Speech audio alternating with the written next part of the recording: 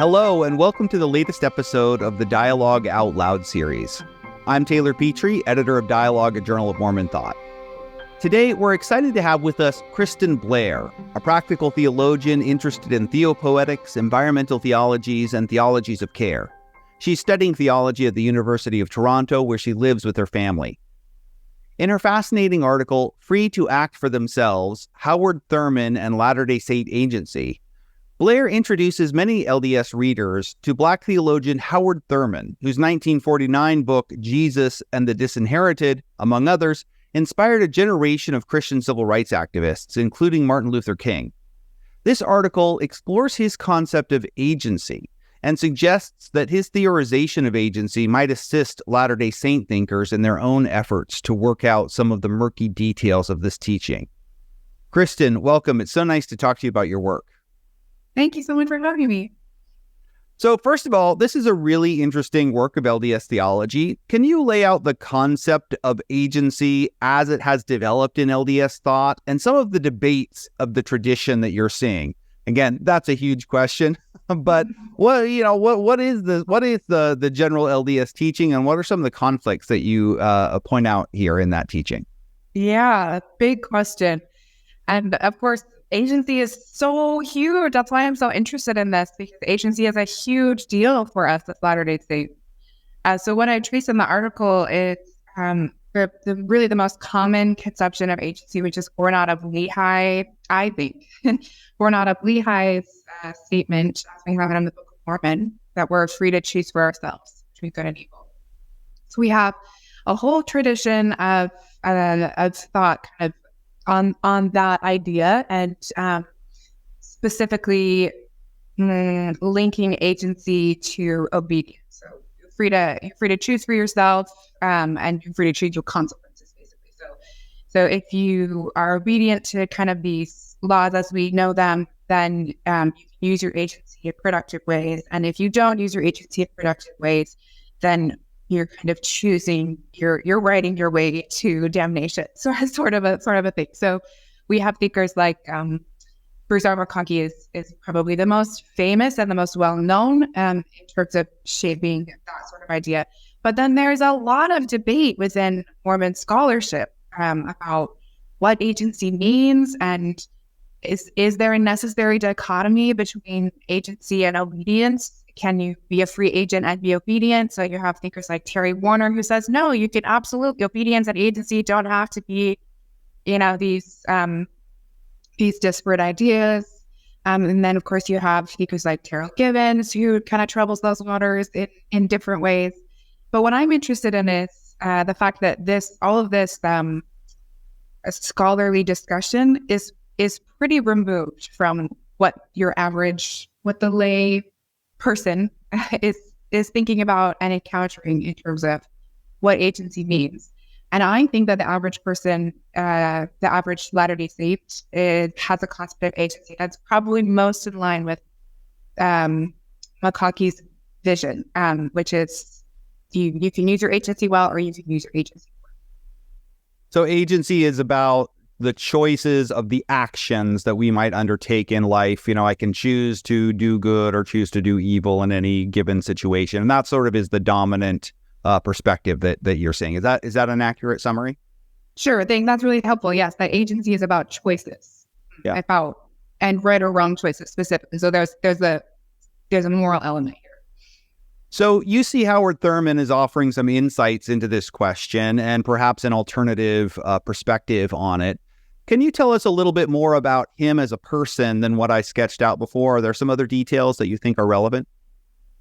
Sure. Well, a really fascinating person. So like you said, he's writing during a very tumultuous time. He taught at Boston University and BU now kind of claims him, but he left the institution because of racism ultimately, and his first wife died quite tragically and left him with a daughter, and his life is really interesting. He's both in the academic world, but also always kind of an outsider there. And his position as a Black man entering these worlds, the theological world, which is dominated by white men, particularly in this time, is really marked by kind of that transitional, or he's kind of in this liminal space of an insider and very much an outsider. And so he feels that acutely, and he received advice early on to not directly address race in his writing, but to kind of come at it indirectly, which he followed that advice by and large, although Luminous Darkness and a couple of his other books do really directly address race, but still from kind of a mystical angle, which is different than some of his contemporaries for sure. But let's see. Anything else particularly?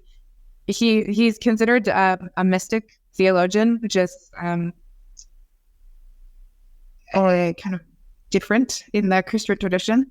And so his writing is not traditionally academic or scholarly. It's theopoetic. It invites the reader to a different place. So maybe as a result, or as I guess the best way of saying it is, as I was reading your article and you're sort of unpacking many of the kind of mystical terms that he's using and the sort of visions of the interior sea, and a lot of this kind of technical terminology here, the nerve center of consent, that he's sort of developing. These are maybe more detail than we want to get into in the purpose of our discussion here. But how would you summarize, and we'll get more into his mysticism in a second, but how would you summarize his approach to agency that might differ from that view of agency as a set of choices that you make? And why do you think he has a different perspective on it? Yeah, that's a great question. So he does not use the language of agency specifically. I'm teasing out the language that he does use that I think is really ultimately about agency, but the language he uses, which you already mentioned, is the nerve center of consent. He uses the language of submission, which is a little bit tricky for some of us contemporary Christian readers.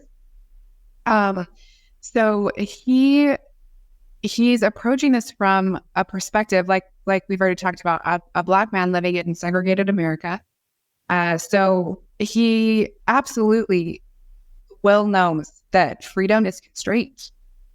So to think about agency in a context where you're not free, you're not free in terms of your social location, you're not free in terms of your geographic location, in terms of your history, in terms of your all of these things. He's very aware of constraints on freedom, especially in these kind of social ways that we understand that. So when he's talking about freedom, he's talking about something very different from the ability to make choices about your life, because he's denied the ability to make specific choices about his life, right? Vocationally and in other ways. And the people in many of his communities, the people that he preaches to, the people he's especially concerned with the civil rights movement, their choices, their freedom is specifically, deliberately, and systemically constrained. So the freedom that he's talking about is a spiritual freedom. So he has this really beautiful meditation sermon that he talks about where he talks about this nerve center of consent, which is the language I'm tracking to talk about agency.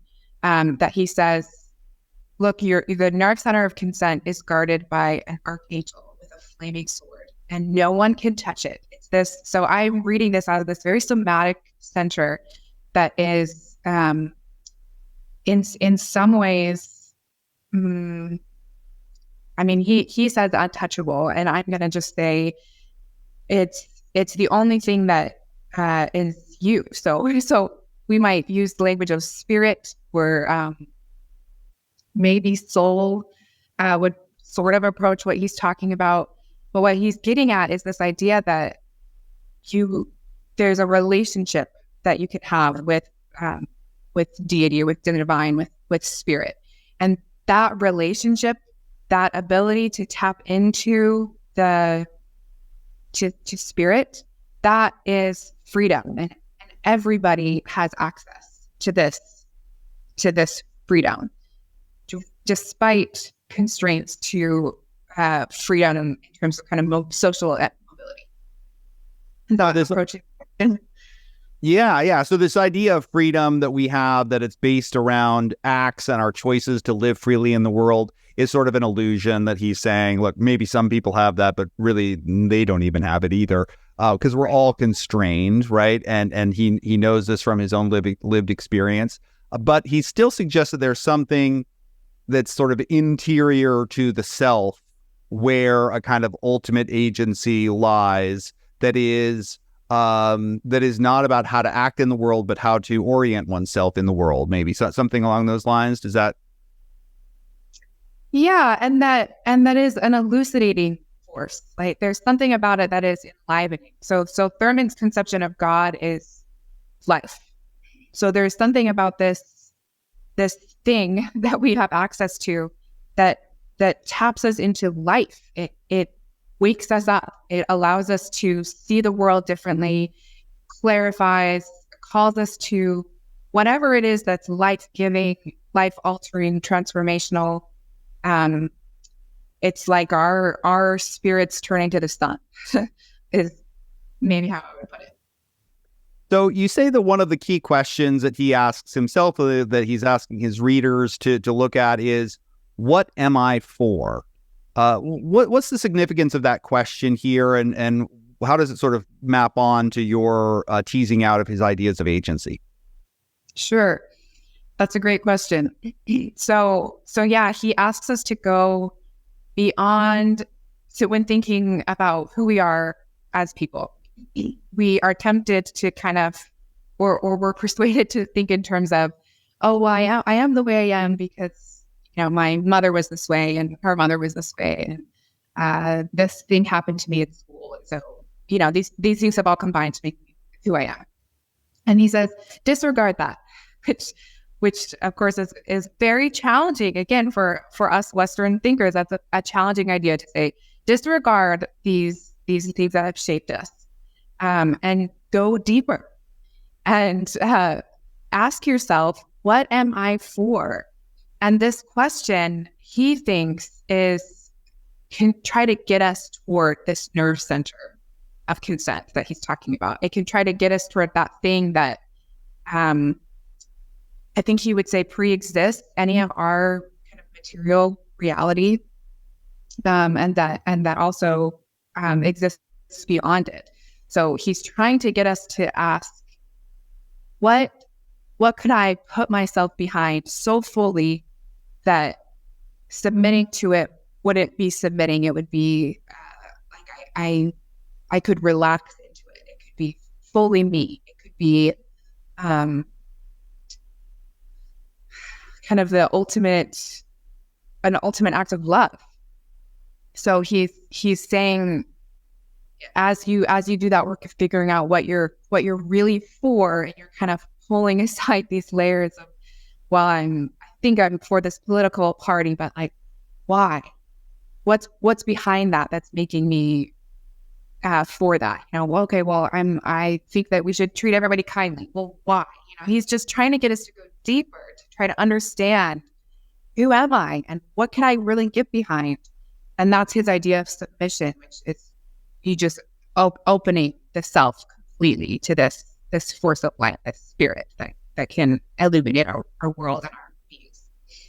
Yeah, so maybe expand on that. You talk about this as a form of submission, and you've mentioned the philosophical issues that others have raised about the tensions between submission and agency. How do you see them as being compatible or working together in Thurman's thought here? Yeah, another great question. I think this is one of the key ideas to Thurman that is so fascinating and so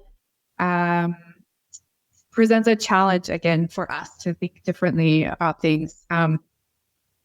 So I think for Thurman, he does really believe it's spiritual discipline. And he has like several books about spiritual discipline, and he really thinks that we need to be disciplined. We need to which in some ways seems really incompatible with some of his other ideas.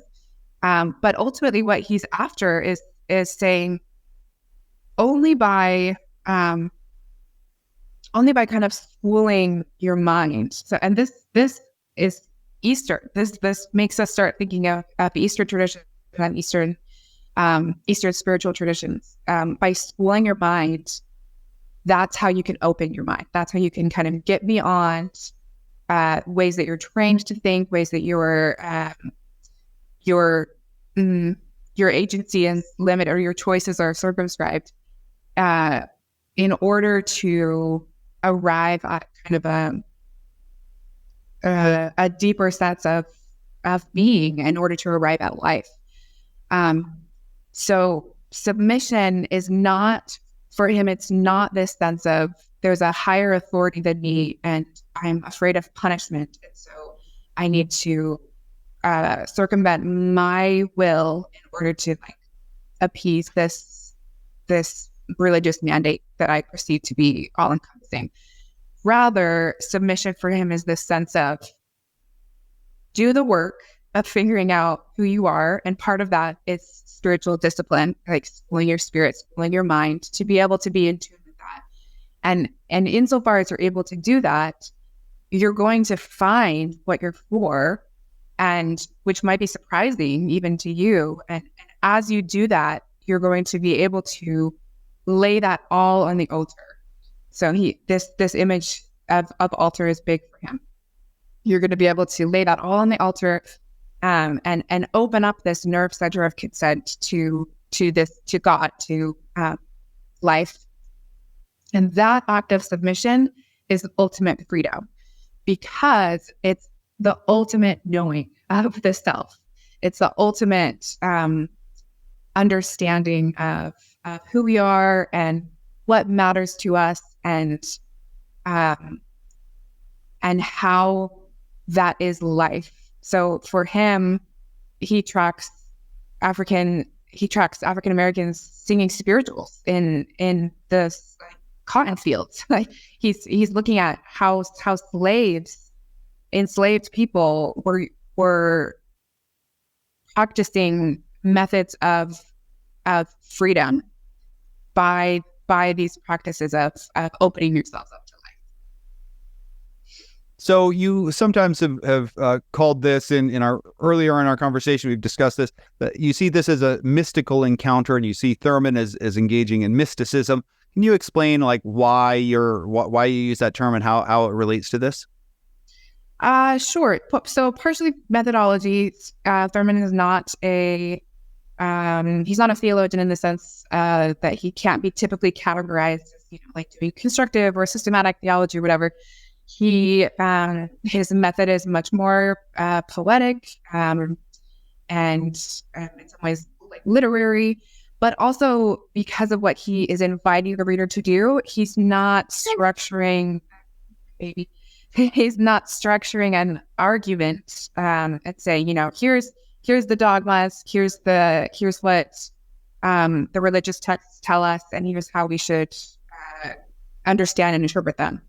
He is inviting us into transformational experience.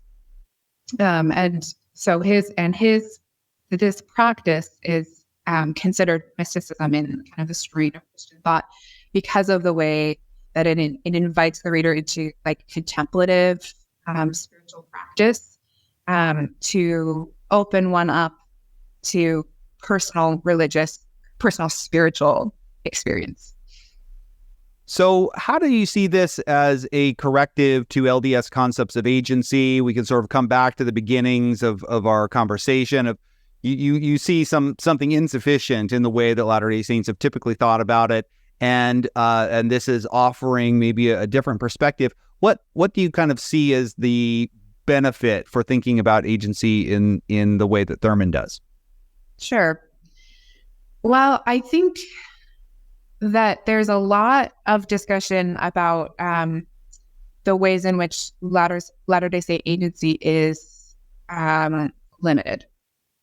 And I think those are really important discussions. And I think that Thurman invites us to think about how practices of submission, practices of laying on the altar can also be acts of agency that can be understood in that lens of self-realization versus self-sacrifice. So I think the former or the latter, self-sacrifice, falls into this line that we've talked about of kind of a typical model of agency, that your choices, whether you choose to be obedient and therefore obtains salvation, or choose to be disobedient and pile damnation upon your head, that this kind of alternative model says you got to do the work of figuring out what you're really for, and if you do that work and you feel like, yeah, I'm really for this, I'm all in, and I really feel like this religious mandate tells me X, then there's something to that needs to be have a place in theological discussion. And if not, and you arrive somewhere different, there also needs to be a place for understanding how this is also an act of agency that is productive and life-giving.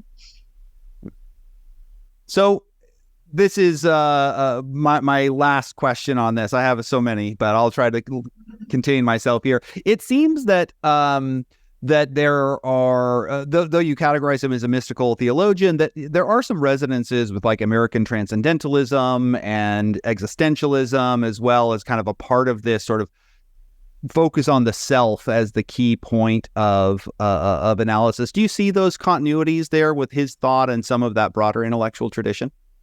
Yes, I do. And I think it's very Western to prioritize the self, right? That this comes out of the Enlightenment, and it's certainly part of an American tradition of prioritizing the self as the locus of religious encounter, the locus of spiritual encounter, which I think is productive in a lot of ways. Again, because it's coming out of this wide tradition, and it's tracking what's happening in Christian tradition. And I'll also say, I think that there are maybe the next paper would be problematizing, right? This focus on the self and introducing some other comparative religious and theological ideas from other traditions that prioritize the self much less, and that invite us to think about mysticism and spiritual encounters without that very Western and very what's the word I'm looking for?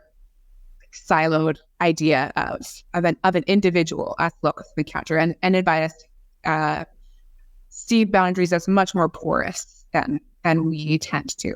That said, I think that Thurman's focus on the self is really a starting point, that he's inviting us to begin by really going deep within, but the ultimate goal for Thurman is connection across a lot of boundaries. So I think he would maybe say this is the starting point, and this is what we're primed to do, is think about the individual as like the locus of religious experience, but let's go far beyond that and allow this, as we open ourselves, we can hopefully overcome some of the artificial boundaries that we created. That's super helpful. Thank you so much. And I really appreciate you joining us today, Kristen. It's a huge pleasure to get to talk to you about your research and to hear a little bit more about Howard Thurman and to think through some of these deep issues here. We hope that our listeners have enjoyed the conversation and have learned something new. If you'd like to learn more, check out Kristen Blair, Free to Act for Themselves, Howard Thurman and Latter-day Saint Agency in the fall 2023 issue of Dialogue, and explore other resources on this topic there as well. To our listeners, thank you for joining us today. If you've enjoyed this episode, please share it with your friends and colleagues, and don't forget to leave us a review or get in touch with any comments or questions. We hope that you'll tune in for future episodes of the podcast. Please subscribe, and be sure to check out the whole range of shows in the Dialogue Podcast Network. Thanks.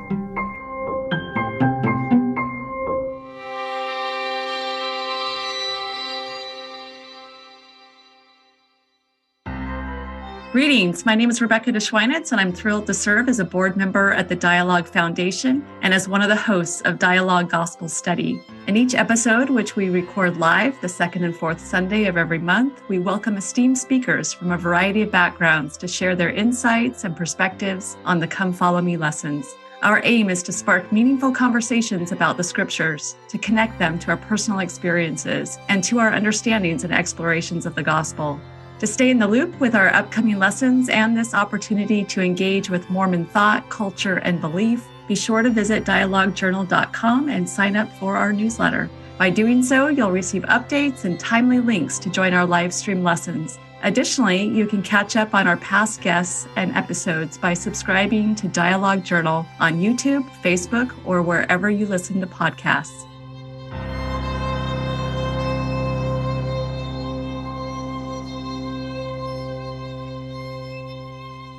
Dialogue Podcast Network.